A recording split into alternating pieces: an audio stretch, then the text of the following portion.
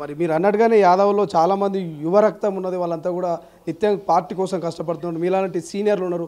కానీ ఎక్కడ కూడా నామినేటెడ్ పోస్ట్లోనో లేకపోతే మంత్రివర్గంలోనో ఒక క్లారిటీ ఇవ్వట్లేదు.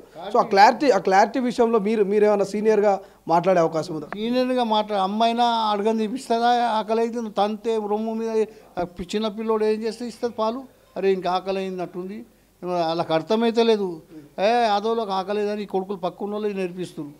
వాళ్ళకి ఏకున్నా నడుస్తుంది, అది ఎట్లా చేయరు అని చూపిస్తే అందుకే మేము వీడికి రంగం మైదానంలో దిగుతున్నాం.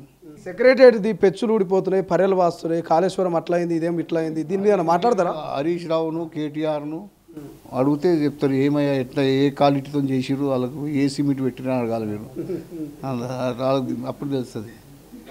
అర్థమైంది. ఏం చెప్తారు ఫైనల్గా బీసీలకు, యాదవులకు, కాంగ్రెస్ పార్టీ కార్యకర్తలకు, తెలంగాణ ప్రజలకు ఏం చెప్పదలుచుకున్నారు? తెలంగాణ ప్రజలకు, బీసీలకు, అందరితో అన్ని కులాలకు సరి అయిన న్యాయం జరగాలి. ఎంత ఉన్నారో వాళ్ళ శాతం అంత విధంగా వాళ్ళకు ఇలా పక్షపాతం జరగకుండా వాళ్ళకు పదవులలో న్యాయం జరగాలనా లేదా?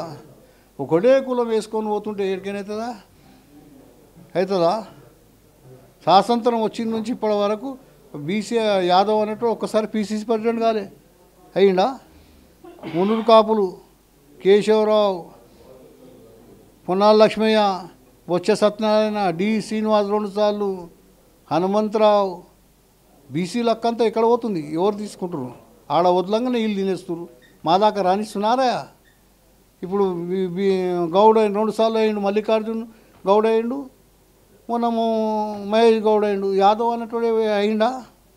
రాలే. వస్తారు యాదవ్కి ఒక మినిస్ట్రీ వాడే వస్తారు. పాడి పరిశ్రమ గొర్రెలు బర్రెల కాడనే ఉండాలి. ఇంకా మాకు ఎక్సైజ్ శాఖ వద్దు, నా హోమ్ శాఖ వద్దా?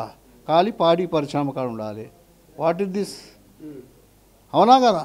నువ్వు చూడు, అప్పటి నుంచి అదే ఫస్ట్ మా రాజశేఖర్ రెడ్డి గారు పాపం పెద్ద మనిషి రెవెన్యూ మినిస్ట్రీ ఇచ్చిండయా. అంతకుముందు పాడి పరిశ్రమ దాటరు.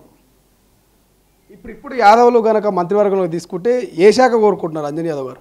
మంచి ఇవ్వాలి. వాళ్ళు ఎట్లా తింటారో మాకు ఎట్లా వడ్డీమంటున్నావు. మలై మస్క మీరు నుండి ఆ డికాషన్ మాకు వస్తారా బాబు? అవునా కదా? ఆర్థికంగా ఎదగొద్దు, ఏడున్నాడు ఆడే ఉండాలి. ఇక మీద పెట్టి బండ మీదకి ఇంకా రాయితోని బండతో వస్తారా బాబు అని అంటున్నాం మేము. ఏ ఒక్కరు కదా? పాపం కింద రాహుల్ గాంధీ, సోనియా గాంధీ, ఖర్గే గారు, పాపం సోనియా గాంధీ ఇంత మాకు కన్నా కొడుకుల్లా కన్నా ఎక్కువ పార్లమెంట్లో మమ్మల్ని రోజు చూస్తుండగా ఆమెకు ఆవేదన ఉండే తెలంగాణ ఇవ్వాలని. ఈ కొడుకులకు ఎవరికి లేకుండే, సోనియా గాంధీకి ఉండే. ఆమె ఇచ్చినందుకు ఇక తెలంగాణ రాష్ట్రం అయితే ఆంధ్ర రాష్ట్రంలో కాంగ్రెస్ పోయింది. ఇచ్చి ఆ రోజు ఇవ్వకుంటే ఎందుకుంటే ఆంధ్రలో మేమే ఉంటుంటే, ఈడ మేమే ఉంటుంటే ఉండకపోతుండేమా? కేసీఆర్ అమెరికానో సింగపూర్ పోతున్నాడు, చాలా రోజుల తర్వాత పోతున్నాడని ప్రచారం జరుగుతున్నది. ఎట్లా చూస్తారు? ఇన్ని రోజుల తర్వాత ఫామ్ హౌస్కి వెళ్ళి బయటకు వచ్చి అమెరికా, సింగపూర్? మాకు అవన్నీ ఎక్కడన్నా పోని ఏమన్నా కానీ మాకు కావాలని మేము కొట్లాడుతున్నాం. ఇక్కడ ప్రపంచంలో ఏ మూల ఏ క్షణం ఏం జరుగుతుందో వేగంగా తెలుసుకోవడానికి తొలి వెలుగు వాట్సాప్ ఛానల్ని ఫాలో చేయండి.